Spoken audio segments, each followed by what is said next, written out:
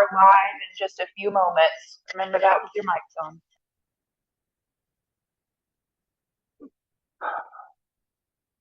Let me know when you're ready. Did you just shut it off? Did you just shut your microphone off? Yeah, we're live.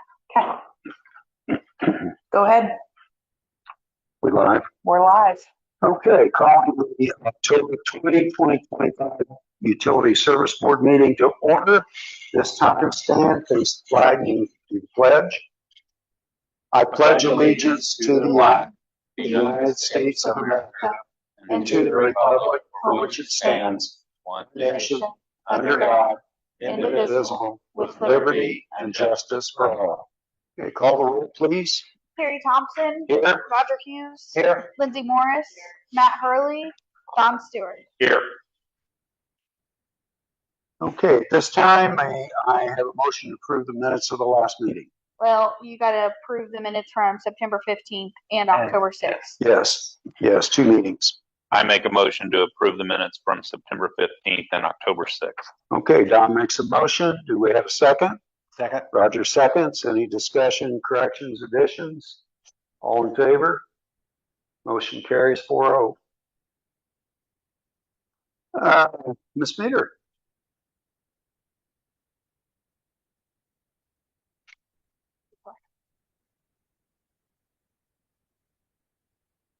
Hi. You could just out here. You don't have to. I have never been to one of these things and I'm really nervous. We won't bite. I received my water bill. It is over $500. They told me that from August 21st to the 24th, my water was running nonstop, using 7,900 gallons per day. That is almost 24,000 gallons of water. That was nowhere in my yard or in my house. So I'm at the very minimal, how can somebody just look into this, make it make sense to me? Because I do not understand. Well, the meters that we're using now are electronic radio read. They are very accurate. How long we had them? Well, 5 years, 4 years. And well, since 1700 and that, we have had very, very few instances of misreads with the meters. Now, I'm not saying that it can't happen, but looking at the usage, it all happens within a very short period of time. From this 21st until August 24th is when the excessive usage is showing in the meter. Mm-hmm. So water had to be going someplace. Right. I mean, you would have seen a pond in my yard. How many toilets do you have in your house? 2. 2? Mm-hmm. It's amazing how much water will go through a leaky flush valve. You know, the round thing that actually lifts up when you flush the toilet, and then it goes back down and seals the tank.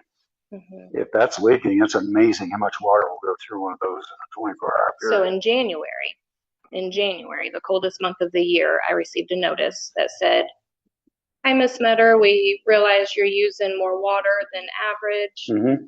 Give us a call if you filled up a pool." So I called. Most certainly not filling up a pool. It's January. No. So she told me to check the toilets, and I did that. I had both of them replaced. So why am I receiving a notice in January when there's ice on the ground, opposed to why would have nobody reached out to me about this? Did she not get a notice this time? I never received a notice. Yes, when we did the high-low report, she was on the high-low. A letter was sent out. Whether you got it or not, I don't know. I understand. You can't fight the mail. Right.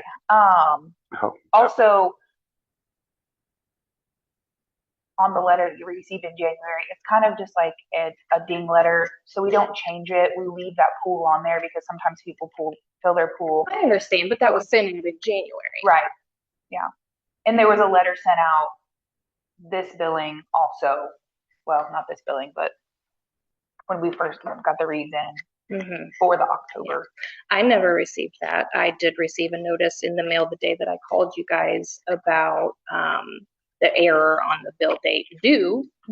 So I received that. I received my bill. I never received anything about high usage that I received in January and called in on. Another problem that just I'm struggling with is the house left to me is being completely regutted, whatever he's doing down there.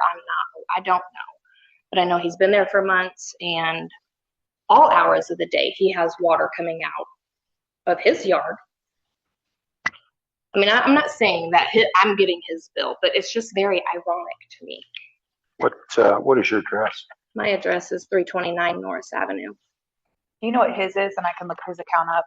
I tried to get it on my way here. I do not. It is the house. If you're coming from state, it's to my left. I'm going to pull up GIS.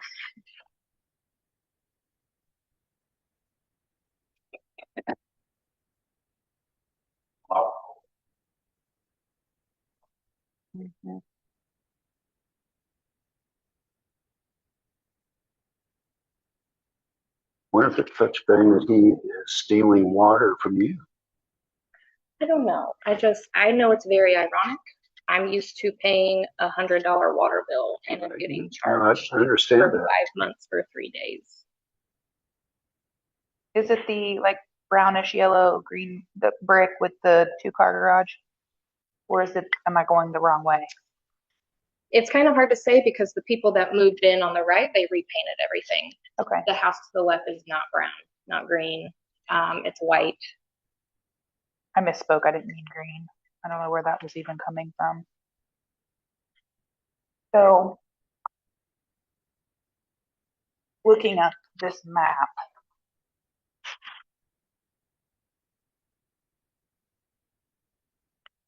is it this house? Yes. Okay. And not this house. No. Okay. That one's mine. So it's this house. That's so what it I would be 325 Norris, Charlie and Jennifer St. John. Sounds about right. I do not know who they are. I know the owners have not been there since he has been there. I know. Yeah. Oh, well. 325 Norris.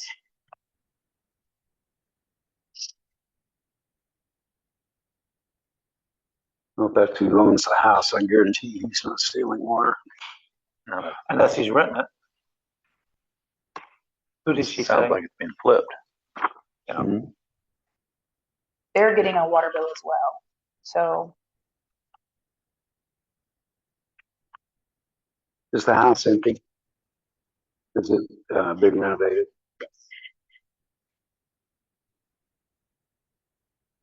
I have a tenant, renter information. Pardon me? I have renter information and landlord information on this account. So how it works, if you had just opened your account, like if you just moved in and your neighbor had just moved in, and at that point, if your meter numbers were switched in the system, I would agree that maybe you're getting billed for his consumption and he's getting billed for yours. However, it's not going to happen in the middle of the year. You're not going to get charged your consumption, then all of a sudden get charged his. It doesn't work like that. It almost looks like something was fixed on the 24th, because it just went back to The usage just normal stops. usage. It went back It down. goes back to normal.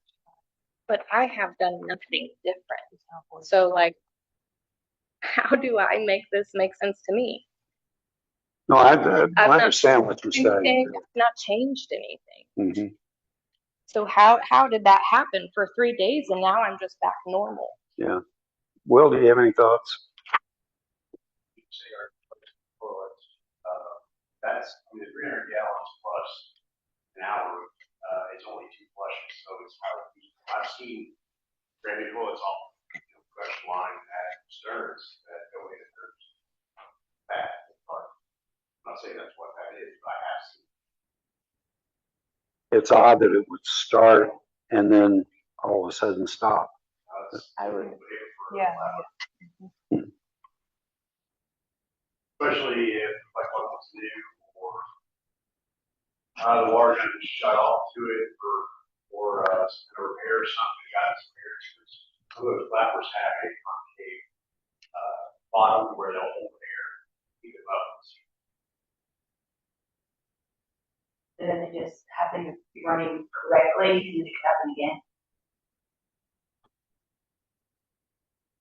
Sometimes we'll get iron and calcium scale build up, and after so many times of going up and down, that calcium will break off and slow again, or cause another leak.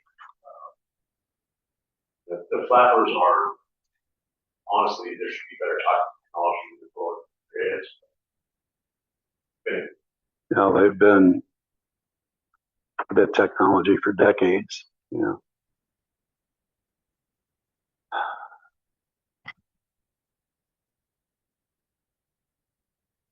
I guess that's all I have. What would you recommend, Will? We want to try to help you if there's any way possible, if there is a help that we can provide.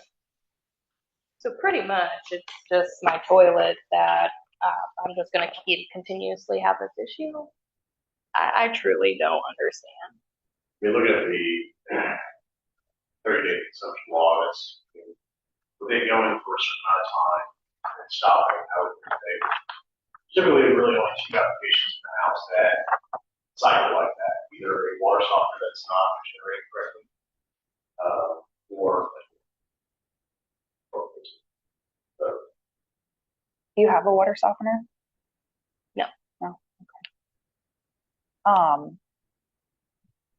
How much was your bill? $523. Is that correct? That sounds right. Let me look it back up. 523.30. If I divide that by 6 for a 6-month payback, $87.16 a month. Would you? I don't expect you to be able to pay. I'm just going to pay it. Okay.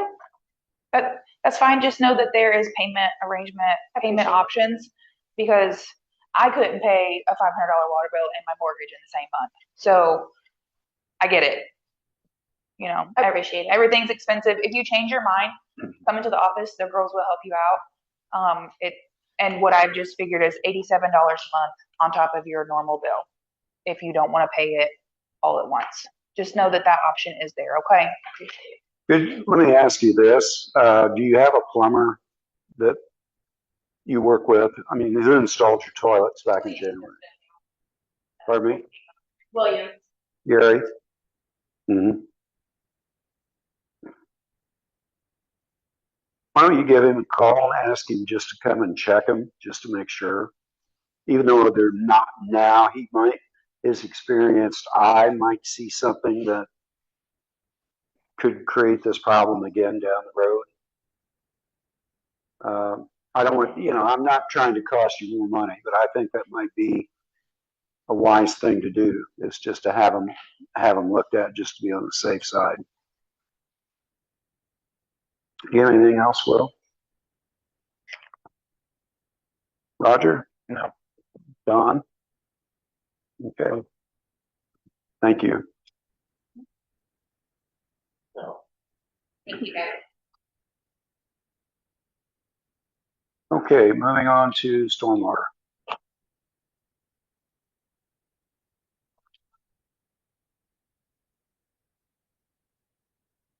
Before you start, any I don't have no agenda. further discussion, comments, questions, suggestions? I think, speak from experience, I got a high bill. It's been a couple years back, 2 or 3 years back, and I couldn't figure out for the life of me. Couldn't figure it out. It was my downstairs toilet, and I literally went and did a test because I got to shut off. I shut my meter off, made sure it wasn't leaking. Went back and turned it on, and sit there and watch that toilet and looked how fast it was. It gets away from you fast. Oh yeah. So it would get better, like some billing. Mine didn't. Oh, I had to fix mine. Yeah, but but- yours was just continuously high, and you wondered why. Yeah, because the flapper valve was leaking, Yeah. and Weird, that's you not would. right. Well, unless it got jiggled.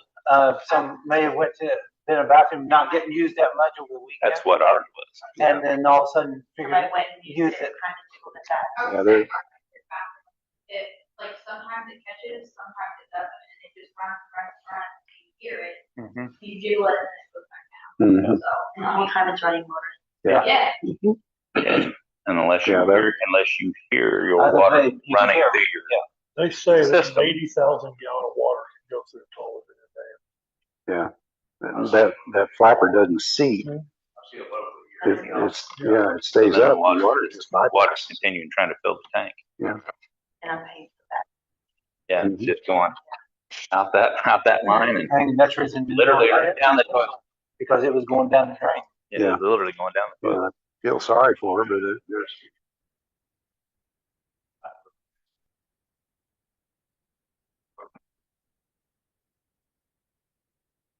Okay, moving right along.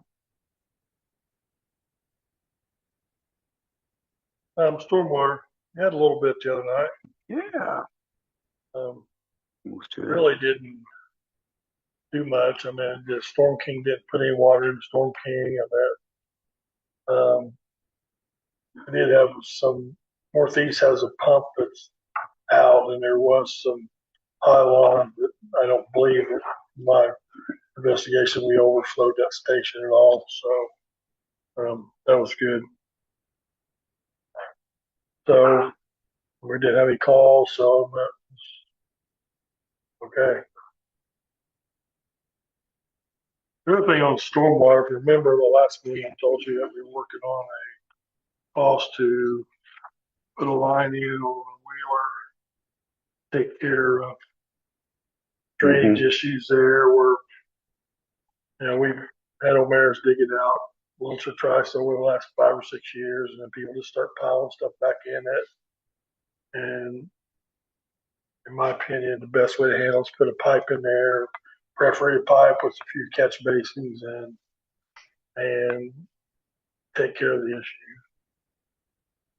Gary's went over and sucked leaves out of it and debris, and we've paid O'Meara's twice to re-ditch it to help it with it, but it just, people just keep piling stuff in it, and it's just, which we do this way, it's going to drain down through whatever they pile in it. So I have a proposal from O'Meara's to put a 6-inch pipe perforated with like 1, 2, 3, about 5 catch basins in it. I mean, there's a cross pipe that comes across the road. We'll put a catch basin there so we catch the water coming from the other side of the road. So the cost for that project with stone and everything. Here's something. 42,475.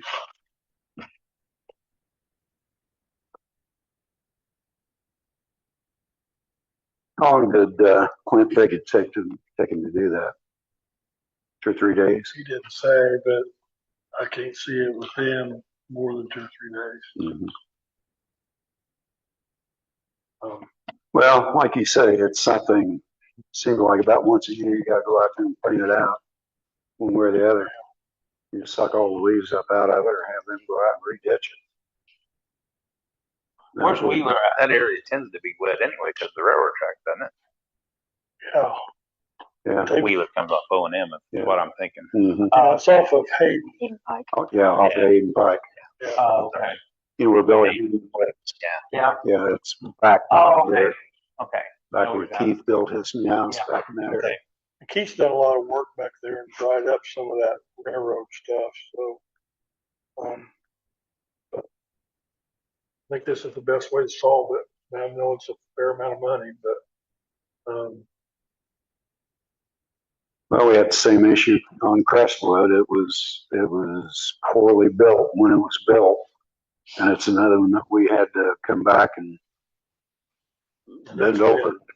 that project worked. I mean, those people over there are happy. Mhm. It drains it well over there. So You know, this is when you going to built be, those, a similar process. It's Yeah. going to have perforated pipe. It's going to have a gravel, envelope put on it. So where there's the water will store in the gravel and then it'll go out the pipe. So it'll be a similar design. Okay, any questions, comments? It's money in stormwater, since the city's took care of a couple stormwater issues with us for the, North Elm and Poplar and those. So there's enough in our stormwater budget to pay for this easily. So I just entertain a simple motion and I'll move on it. I'll make a motion to put in a drain and catch basin on Wheeler Street based on Russell's recommendation. Okay, I'll second. Further discussion? All in favor? 4-0. Thank you. Okay. I don't think I have anything else on storm on that.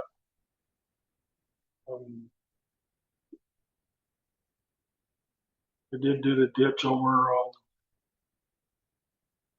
Spring Heights, I think it is, coming down from Pleasant down through there. Well, Tim had him, Omar's cut a ditch down through there to help that lady out with that. So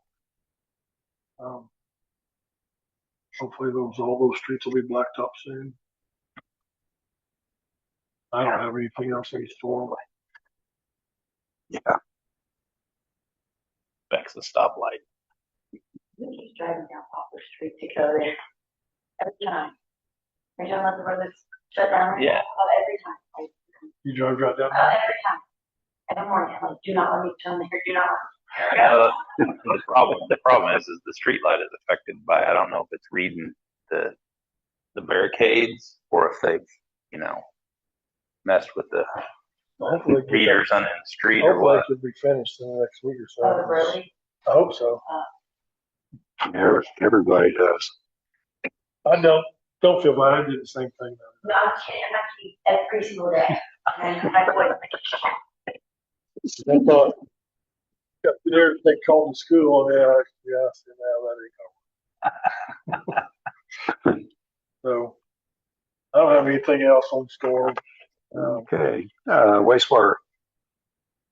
Collections, we got, we're going to be cutting in that T in the Y down southwest for the big diesel pump tomorrow. So hopefully that project goes as smooth as we're hoping. So, and then today we got lucky. We had a line over behind, I guess it would be Pleasant, Malloy. We wanted to TV it because it's got a sinkhole on it. Well, we went about 2 foot from the camera and the camera hung in there. So it was pretty tight in there. I told Harold we're going to have to dig it out. Mm-hmm. We called in emergency locates and then he kept messing with it. And it finally broke loose. So we didn't have to dig it up. So Get the camera out. got the camera out. So we were lucky there. So we got,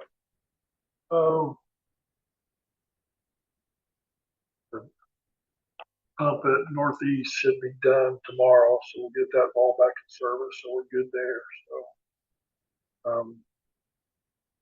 I don't really have anything else.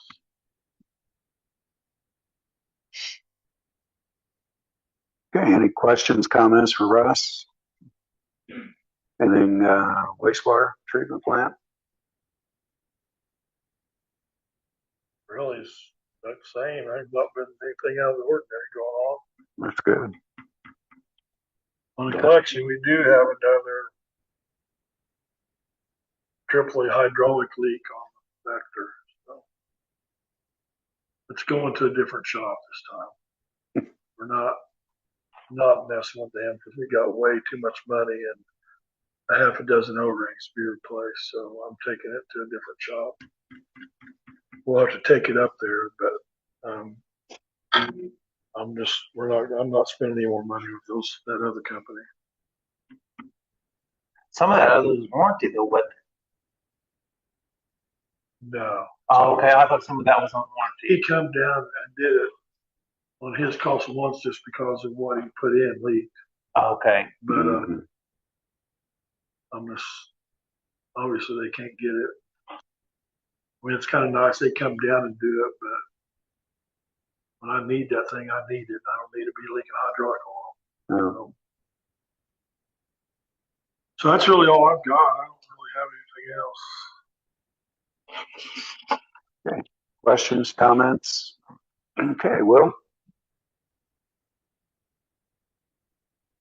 Water distribution. Starting this Sunday, we will be doing our fall flushing. As usual, I've allocated 2 weeks for it, but hopefully it'll be a week. Beyond that, I do have renewal contracts for 120 Water for the management of our lead service line inventory. I don't have a printout for you guys or anything, but there's one for $2,895.42 for their mailers, mailing out for anybody that is a galvanized or lead line. That way they get notification. And then the main contracts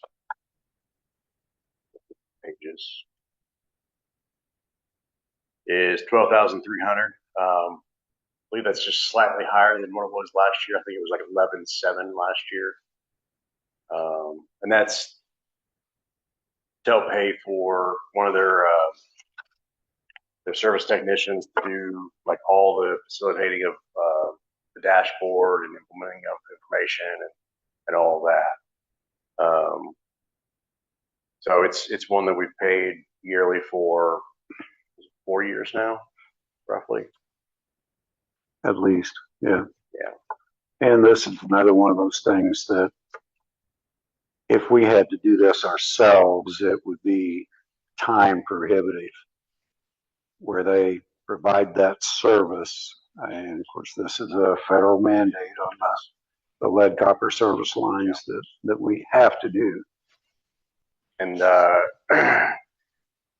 unfortunately, as the timeline progresses, they are getting more and more strict, requiring more and more information gathered and then distributed to the public.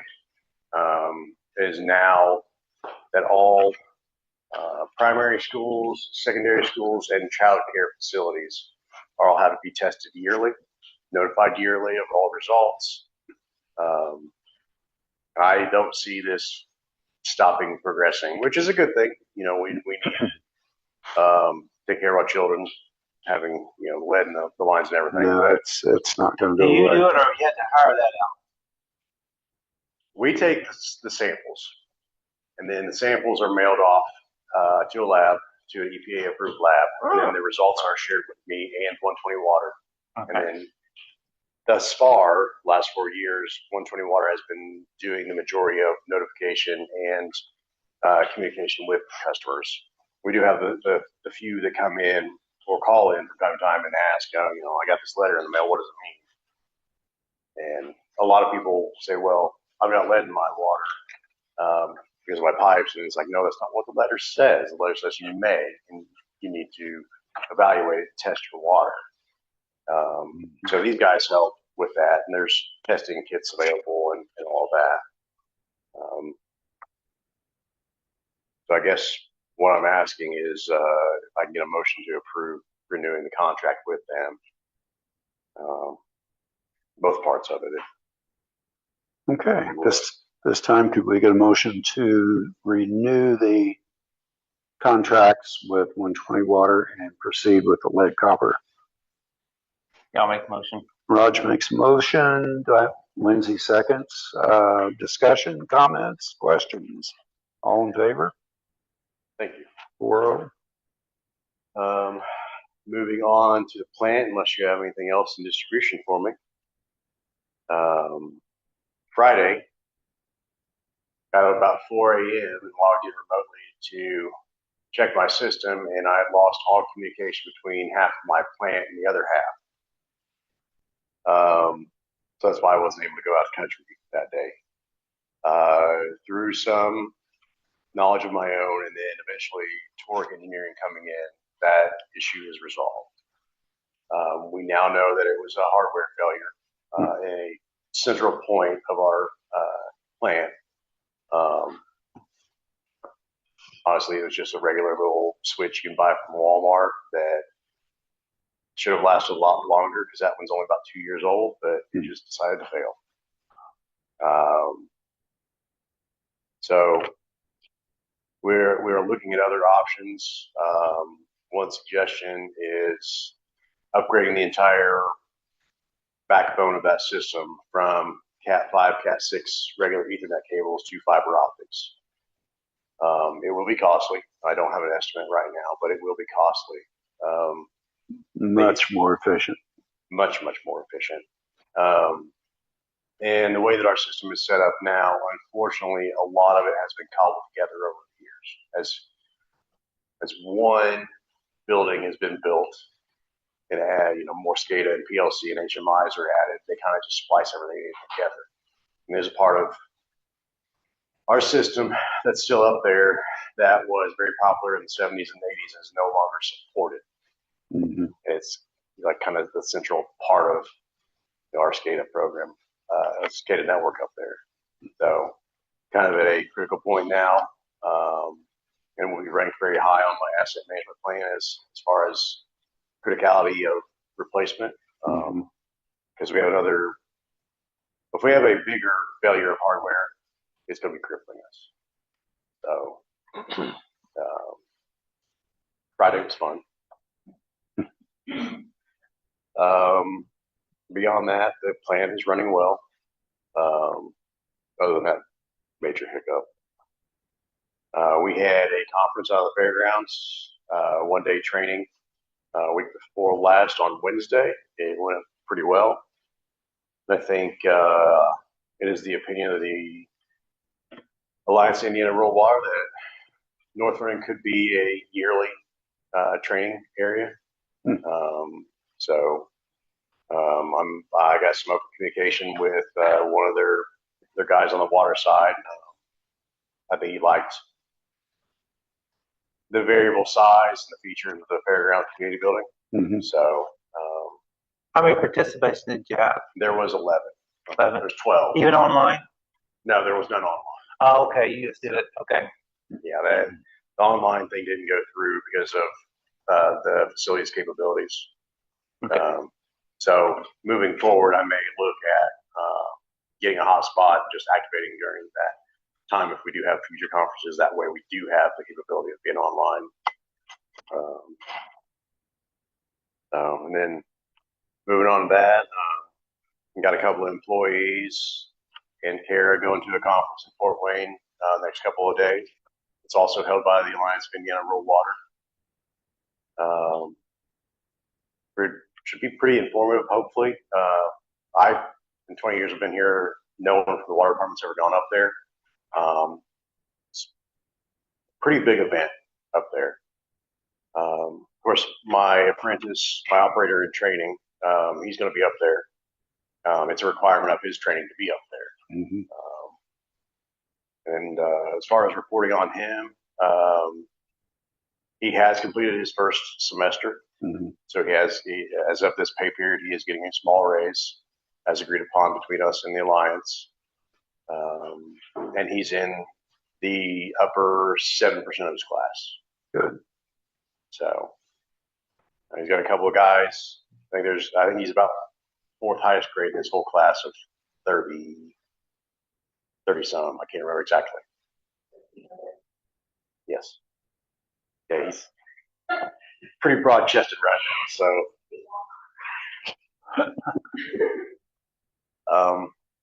beyond that, I don't have anything else. Unless you guys got questions, comments. Okay. Anything else for Will at this time? Okay. At this time, we have claims and transfers in the amount of $104,025.41. We have all looked at the claim vouchers. May I have a motion to approve? Lindsay makes a motion. Don seconds. Discussion, questions, comments? All in favor? Motion carries 4-0. Kara. So like Will just said, we have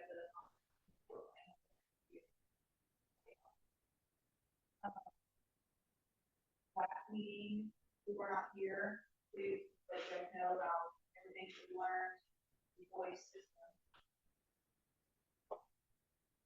It was really good. We got to demo the cloud and passed around the payment, the device that would be using. One of the seminars lasted maybe an hour and a half. They went over like taking every single different kind of payment that we can offer through the new cloud software, how to open accounts, close accounts, link accounts, and they even showed us the customer. Yes, they still have we still have the IVR phone line. A lot of the older customers call in, they will call through the auto. I didn't know that they offer that. So they're offering that as well. Sent the finalized paperwork to Charlie to sign today. He sent it back to me. Voice and Brian Whitney to call to finish up a few things, but we are yeah, they're gonna call and schedule sometime next week to get us on the books to start training and converting it. Now they're converting at the same time, correct? In Charlie's office. Nope. They are working on payroll right now, and they will come on when they're ready. Okay. Eventually, yes. Yeah. But it's not going to coincide with. Not at the same time. I think he wants to get payroll. Yeah. I think that's a good idea. We started there. Today? He sent me the login and that's what it was I got. Well, he said it was going to go a while. I already signed up, started using that box. Yeah, I signed it too. I've not been using it. What? Underachiever. They said Joe log in or something. Okay. Anything else, Kara? I don't have anything. Any questions, comments for Kara? Russell, one more thing. Every year we do Sweet Street. Every year I ask that we can do it large enough to get it purchased. Make sure that you guys are still on board. Yeah. I see no problem with it. I think it's a good thing. Do we need a motion for that or just do it? I don't think so because you'll approve my credit card thing. So I think the year before last, it was $300. Last year, it was almost $450. But Oh, yeah. He didn't send me no. Okay. back. Kids love it. That's good. Kids love it. Okay. City Council. I didn't go. I don't know. They didn't either. Unfinished?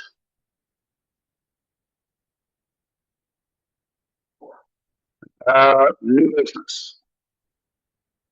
Do you have anything, Russ? Under new business? I don't think so. Okay, I do have an item under new business. For the past several years, Will has been driving the old K9 Tahoe. It is needing quite a bit of money spent on it. There's no sense spending good money after bad. For those of you that are not a vehicle that has had large animals, an extended time, that vehicle did initially is just like a car that's been smoked in every day. You never get rid of it. Every time it gets damp, that odor just permeates out of everything in the vehicle. So I have a proposal here from Country Chevrolet to put in a truck. There's no problem with that. It's under the $50,000 cap for requiring extra bids. Plus the fact, as busy as he is, he would not have had time to run to Greensburg, Madison, Seymour, wherever to have that old Tahoe appraised.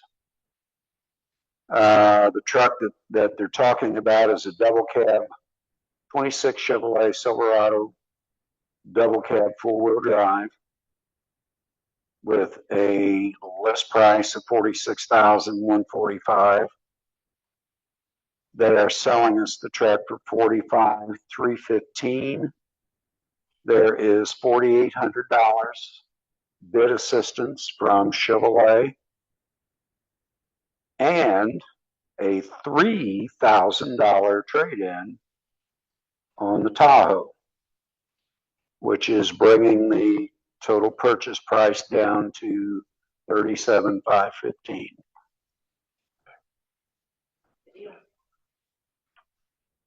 Well, the 3,000 is what impressed me. Because if it breaks, it ain't gonna bring that. There's the. I would recommend that. Well, I mean, that's the truth. If it breaks, it's not gonna be worth that. The mileage isn't that bad. It's under 100, but it's just. It was a police vehicle, and they get abused. Yes, sir. Does he put the bed lining in it? Pardon me? Has he got that bed lining in the price? Yes. Yeah. And that's something Will and I talked about. If That's only a 4-cylinder. That's only a 4-cylinder. What we say the tow capacity was on that? 9,000? Oh, yeah, between 9 and 10,000 Are you pounds. kidding? Yeah, Wow. As long as you ain't going up hills. yeah, it's that that high torque 4-cylinder Chevrolet brought out 4 years ago. You can't even get a 6 no more, can you? No, they replaced it. This has got more torque and horsepower than the V6 that it replaced by a considerable amount of torque. So we need a motion to approve, disapprove, move forward. And it's in the budget. I mean, he can handle it in his budget. Yeah, this is another thing that we have all talked about. That's Hmm. Sue's not on. We have an overabundance of money in the total.